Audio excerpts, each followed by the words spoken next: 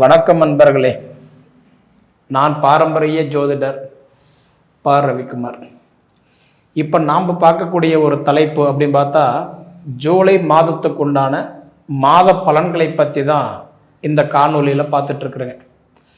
வரக்கூடிய இந்த 2025 ஜூலை மாதம் மேச ராசியில் பிறந்தவங்களுக்கு என்னென்ன மாற்றங்களை கொடுக்க போறாரு பற்றி தான் இந்த காணொலியில் பார்த்துட்டு இருக்கிறேங்க. காலச்சக்கரத்தின் முதலாவது ராசின்னு சொல்லக்கூடிய மேச ராசியில் பிறந்தவங்களுக்கு இது சாதகமாக இருக்க போகுதா அல்லது பாதகமாக இருக்க போகுதா அப்படி பார்த்தா, உங்க ராசிக்கு அதிபதினு சொல்லக்கூடியவர் செவ்வாய் பகவான் பார்த்தீங்கன்னா இப்போ உங்களுக்கு புத்திரஸ்தானத்தில் போய் உட்காந்துருக்கிறார்.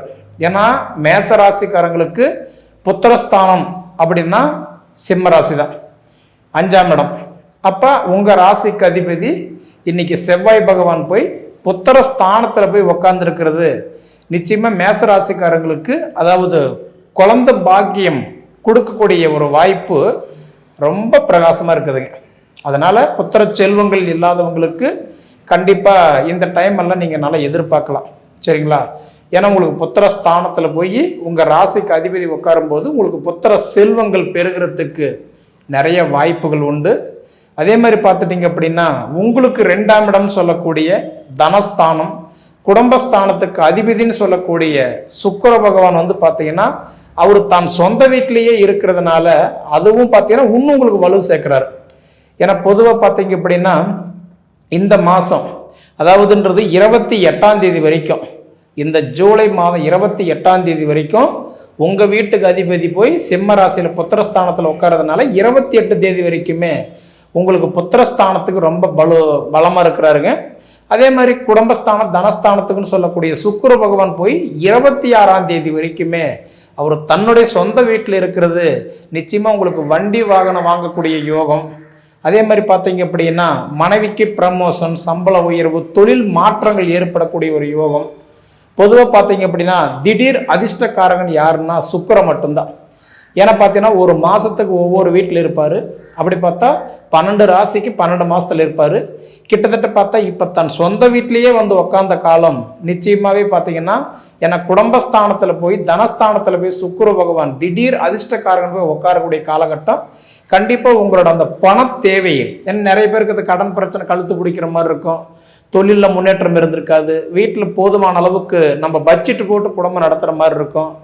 எவ்வளோதான் கொண்டு வந்து வீட்டில் வச்சாலும், அதாவது தங்கம் இருந்தால் தவிட்டு பொடி, மாணிக்கம் இருந்தால் மத்தியான செலவு, வெள்ளி வந்தால் வேறைய, மாடு கறக்க போன குடிக்க கரெக்டாக போயிடும். அப்போ நம்ம மனசுக்குள்ள என்ன, எவ்வளோ சம்பாதிக்கிறோம், இந்த அளவுக்கு வேலை செய்கிறோம், இன்னைக்கு நமக்கு ஒரு 10 ரூபா மிச்சம் பண்ண முடியலையே, அப்படி ஒரு எதிர்பார்ப்பு இருந்தால் கண்டிப்பாக இந்த மாதம் நல்லா இருக்கும். ஏன்னா சுக்கிர பகவான் போய் தன்னோட சொந்த வீட்டில் உட்கார்ந்து இருக்கக்கூடிய காலகட்டம் நிச்சயமாக உங்களுக்கு வாழ்வாதாரம் ஓரளவுக்கு நல்லாவே இருக்கும்.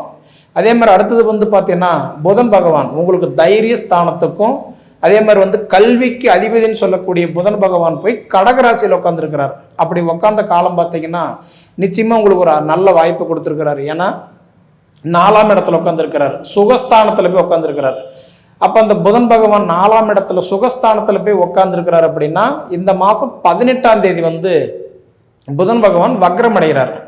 அப்போ புதன் பகவான் இந்த ஜூலை மாதம் 18ஆம் தேதி வக்ரம் அடைஞ்சு அடுத்தது ஆகஸ்ட் மாதம் 11ஆம் தேதி வரைக்கும் அவர் வக்கரத்தில் இருக்கிறதுனால நிச்சயமாக மேசராசிக்காரங்களுக்கு கல்வி ஓரளவுக்கு நல்லா இருக்கும். ஏன்னா சுகஸ்தானத்தில் போய் வக்கரம் அடையும் போது, அது தன் தாய் வீட்டில் போய் வக்கரம் அடையும் போது படிப்பு கண்டிப்பாக நல்லா இருக்கும். சரிங்களா?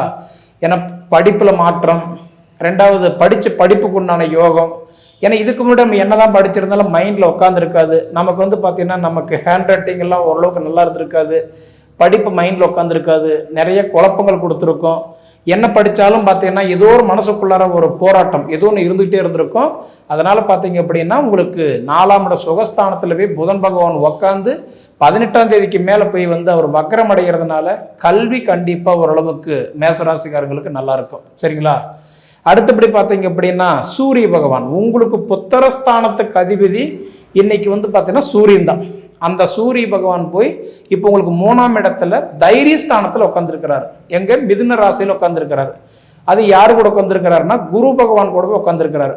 அப்போ குருவும் சூரியனும் 2 பேரும் இணைஞ்சு உட்காரக்கூடிய காலம் பார்த்தீங்கன்னா, ஏன்னா ஒவ்வொரு மாத பலன் வந்து எந்த அடிப்படையில் பார்க்குறோன்னா சூரியனோட அடிப்படையில் தான் பார்க்குறோம். அந்த சூரியனோட அடிப்படையில் பார்க்கும்போது அந்த சூரியன் போய் குரு கூட உட்காந்து இந்த மாதம் இந்த ஜூலை 17 தேதி வரைக்குமே அவர் வந்து உங்களுடைய தைரிய ஸ்தானத்தில் தான் சூரிய பகவான் இருக்கிறதுனால நிச்சயமாக இந்த 17 தேதி வரைக்குமே சூரியன் வந்து உங்களுக்கு தைரிய ஸ்தானத்தில் இருக்கிறதுனால தொழில் மாற்றங்கள் ஏற்படலாம். 2வது வாழ்வாதாரத்தில் மாற்றங்கள் ஏற்படலாம்.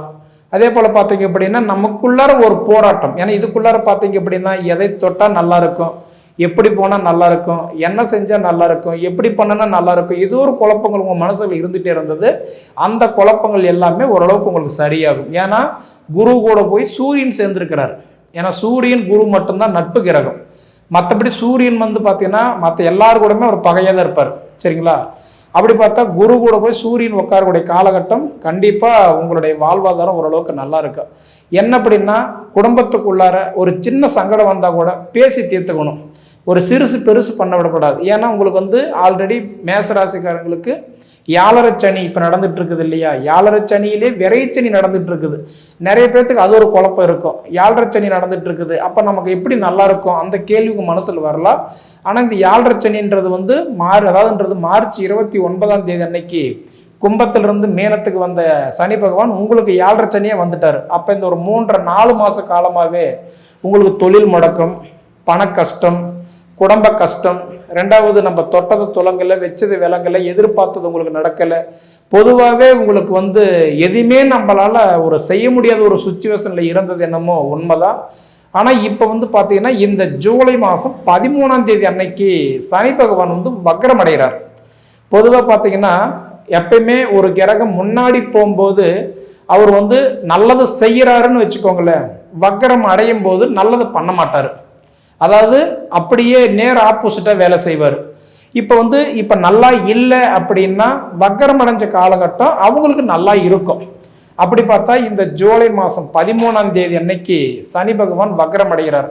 அப்போ அந்த ஜூலை மாதத்தில் ஒரு 19 நாள், அடுத்தது பார்த்தீங்கன்னா ஆகஸ்ட் மாதம் ஒரு 30 நாள், செப்டம்பர் மாதம் ஒரு 30 நாள், அக்டோபர் மாதம் ஒரு 31 நாள், நவம்பர் மாதம் 28 நாள், கிட்டத்தட்ட 138 நாளைக்கு சனி பகவான் வந்து வக்கரத்துக்கு வராரு. ஆல்ரெடி உங்களுக்கு இருக்கிறது வந்து பார்த்தீங்கன்னா விரைச்சனி இல்லைங்களா? அப்போ விரைச்சனியும் போது உங்களுக்கு கஷ்டத்தை மட்டும் தான் கொடுத்துருந்தாரு. அப்போ வக்கரம் அடையும் போது என்ன பண்ணுவார்னா நல்ல பலன்கள் கொடுப்பாரு. எப்பயுமே ஒரு கிரகம் வந்து ஃபஸ்ட்டு கொடுத்துட்டு இருந்தார் அப்படின்னா வக்கரம் அடையும் போது அதுக்கு ஆப்போசிட்டாக செயல்படுவார். சரிங்களா? அப்படி பார்த்தா மேசராசிக்காரங்களுக்கு வந்து இப்போ 7.5 சனியிலேயே அதுவும் முக்கியமாக விரைச்சனி நடந்துட்டு இருந்ததுனால இப்போ உங்களுக்கு வந்து இந்த ஜூலை மாதம் 13 தேதிக்கு மேலே பார்த்தீங்கன்னா நவம்பர் மாதம் 28 வரைக்குமே கண்டிப்பாக மேசராசிக்காரங்களுடைய வாழ்வாதாரம் சூப்பராக இருக்க போகுது. ஏன்னா உங்களுக்கு ஒரு வெள்ளை சட்டையில் பட்ட ஒரு கரும்புள்ளி மாதிரி இருந்தது என்னமோ இந்த 7.5 சனி, அந்த 7.5 சனி வக்கரத்தில் வரக்கூடிய காலகட்டம் கண்டிப்பாக உங்களுக்கு நல்லா இருக்கும். சரிங்களா? அதே மாதிரி பார்த்துட்டீங்க அப்படின்னா உங்களுக்கு குரு பகவானும் 3ஆம் இடத்துல தைரியஸ்தானத்தில் இருக்கிறதுனால அது ஒரு பலம் உங்களுக்கு. சனி பகவானும் இப்போ வக்கரம் அடைகிறதுனால இது ஒரு பலம். மொத்தத்தில் பார்த்தீங்க அப்படின்னா மேசராசிக்காரங்களுக்கு இந்த 3-4 மாசமா பட்ட கஷ்டத்துக்கு ஒரு நல்ல பலனை கண்டிப்பாக இந்த ஜூலை 13க்கு மேலே தான் கொடுக்க போறாரு. அப்போ இந்த 138 நாள் கிட்டத்தட்ட நவம்பர் 28க்குள்ளார நீங்கள் ஏதாவது செய்கிற மாதிரி இருந்தால் கண்டிப்பாக செஞ்சுக்கிடுங்க. ஏன்னா இந்த டைம் வந்து பார்த்தீங்கன்னா உங்களுக்கு கண்டிப்பாக சப்போர்ட் பண்ணுவார். தொழில் தொடங்குறது, வீட்டு வேலை ஆரம்பிக்கிறது, வெளிநாடுக்கு முயற்சி பண்ணுறது, அதாவது தொழிலில் அடுத்த கட்டத்துக்கு போகிறதுக்கு ஏற்பாடு பண்ணுறது, ஸ்கூல் காலேஜ் லைன் போகிறது, மெயினாக வந்து ஒரு வேலை உழைப்பு ஏதாவது நீங்கள் செய்யணும்னு நினச்சிங்கன்னா, ஏன்னா இப்போ உங்களுக்கு 7.5 சனியில் செய்யக்கூடாதுன்னு தான் சொல்லியிருப்பாங்க இல்லைங்களா? இப்போ வந்து வக்கரம் அடையும் போது நேர் ஆப்போசிட் வேலை செய்வார் இல்லையா? அதனால இந்த டைம் நீங்கள் யூஸ் பண்ணி நீங்கள் பண்ணிக்கிறது நல்லதுன்னு சொல்கிறேங்க. சரிங்களா? எப்படியோ மொத்தத்தில் மேசராசிக்காரங்களுடைய நிலைமை சூப்பராக இருக்க போகுது. உங்களோட நிலைமை அப்படியே இந்த ஜூலை மாதம் 13க்கு மேலே கண்டிப்பாக நிறைய மாற்றங்களை நீங்கள் பார்க்கலாம். இதை நீங்கள் அனுபவித்து பார்த்து கண்டிப்பாக சொல்லுங்கள். சரிங்களா? சரி நேயர்களே, உங்கள் பொன்னான நேரத்தை ஒதுக்கி இவ்வளவு நேரம் என்னுடைய காணொலியை நீங்கள் முழுமையாக பார்த்ததுக்கு மனசிலிருந்து கேட்டுக்கிறேனுங்க. நன்றி.